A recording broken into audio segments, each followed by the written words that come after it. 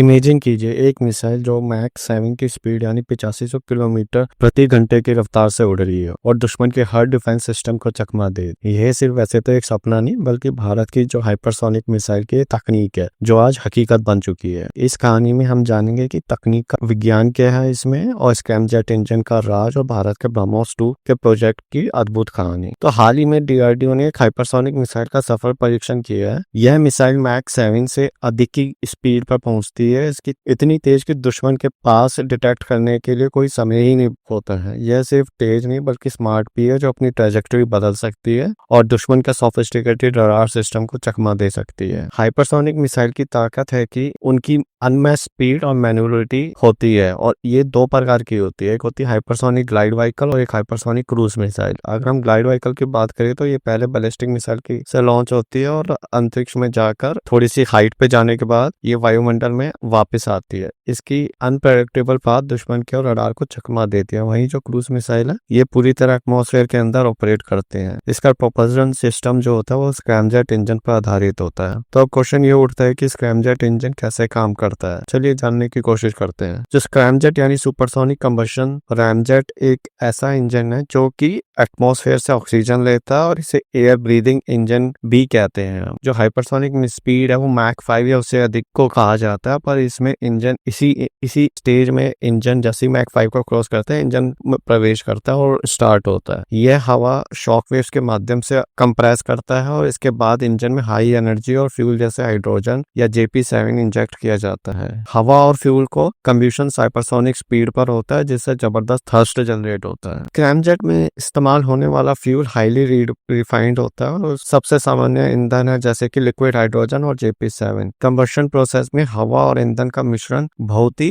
Pressure पर जलता है। इस दौरान जो टेम्परेचर होता है वो 3000 डिग्री सेल्सियस तक पहुंच सकता है। अगर हम एक्टिवेशन और चैलेंजेस की बात करें तो जो स्क्रैमजेट इंजन है वो केवल मैक 5 से ज्यादा स्पीड पर ही एक्टिवेट होता है। इसे ऑपरेट करने के लिए रॉकेट बूस्टर की जरूरत होती है जो इनिशियल स्पीड द्वारा करता है। यह तकनीक बेहद प्रिसाइज क्योंकि combustion process supersonic air flow के साथ परफेक्टली सिंक्रोनाइज करना होता है। ये स्क्रैमजेट इंजन बहुत ही यूज करना और इसको इम्प्लीमेंट करना बनाना स्क्रैमजेट इंजन कोई आम काम नहीं है। इसके लिए जो कुछ ही कंट्रीज है जो कि स्क्रैमजेट इंजन को अगर यूज कर पाते हैं तो तभी कहा जाता है कि वो उस देश का जो टेक्नोलॉजी है वो काफी एडवांस हो चुकी है। अगर हम हाइपरसोनिक ग्लाइड व्हीकल्स की बात करें तो ये इसकी खासियत है इसकी गति और पाथ का अनप्रेडिक्टेबल। मतलब कि आप अगर कोई मिसाइल कोई लॉन्च हुई है तो जनरली जो रडार होता है वो देखता है कि हाँ यहाँ पे रडार डिटेक्ट करता है, ठीक है। जैसे वो डिटेक्ट करता है तो वहां से जो एंटी मिसाइल डिफेंस सिस्टम है अगर वो एक ही पाथ को फॉलो कर रहा है, ठीक है, तो जैसे बैलिस्टिक मिसाइल हो गई वो पहले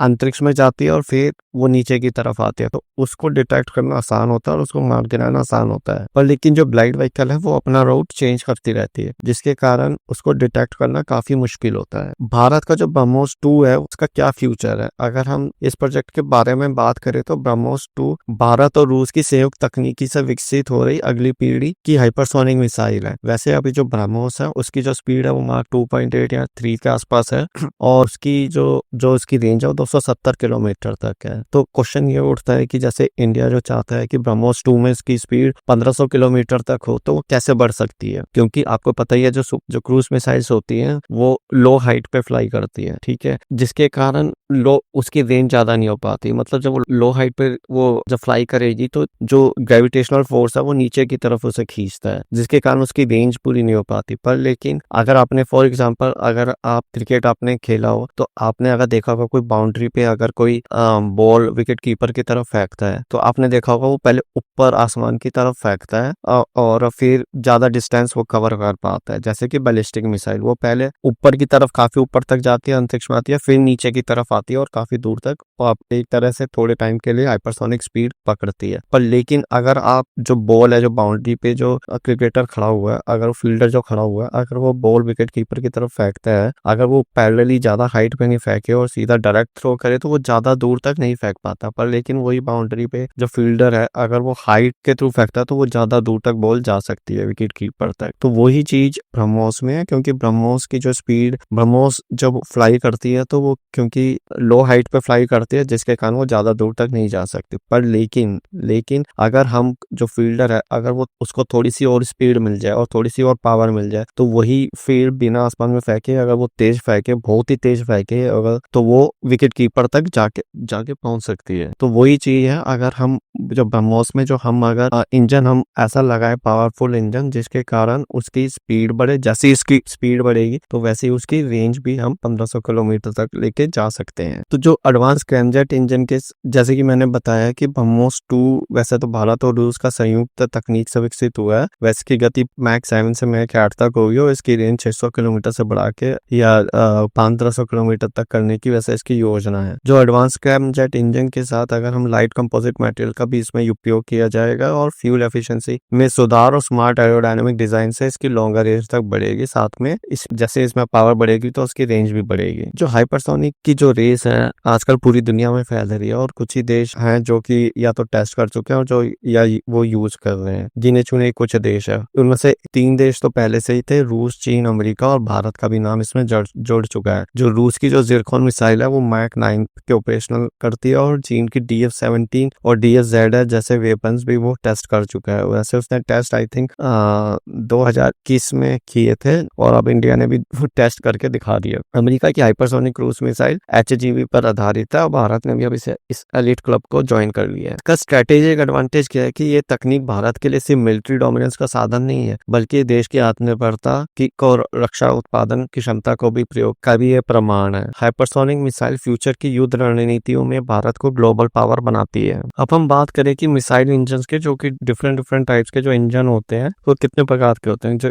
एक तो हो गया आपका रॉकेट इंजन, जो traditional rocket booster initial thrust के लिए यूज होते हैं, जो मिसाइल को स्पेस तक पहुंचाते हैं। दूसरा हो गया रैमजेट इंजन, जो कि सबसोनिक स्पीड और या सुपरसोनिक स्पीड के लिए डिजाइन किया गया, जो मैक 3 की तक की स्पीड को एफिशिएंटली मेंटेन कर सकता है। और इसमें जो एक्सटर्नल एयर को कंप्रेस करके ये फ्यूल को साथ में मिक्स किया जाता है और जिससे फॉर कंबशन के लिए, ठीक है ना। और जो स्क्रैमजेट इंजन है वो रैमजेट का एडवांस्ड वर्जन, जो कि मैक 5 स्पीड पर काम करता है और इसका मेजर एडवांटेज है कि इसमें air compression naturally high speed air flow से होता है और it makes it perfect for hypersonic cruise missile. और लास्ट हो गया आपका डुअल मोड इंजन, जिसमें रैमजेट और स्क्रैमजेट इंजन का हाइब्रिड कंबशन जो सबसोनिक से हाइपरसोनिक स्पीड तक स्मूथली ट्रांजिशन में मदद करता है। ये फ्यूचर मिसाइल्स के लिए एक प्रॉमिसिंग टेक्नोलॉजी बन के उभर सकता है। तो दोस्तों ये था भारत की हाइपरसोनिक जर्नी और ब्रह्मोस मिसाइल से शुरू होता है और दुनिया की सबसे फास्ट क्रूज मिसाइल जो कि मार्क 3 की स्पीड से तक पहुंचता है। लेकिन अब भारत और रशिया मिलकर ब्रह्मोस 2 को डेवलप कर रहे हैं, जो कि मैक 7+ की हाइपरसोनिक स्पीड अचीव करेगा।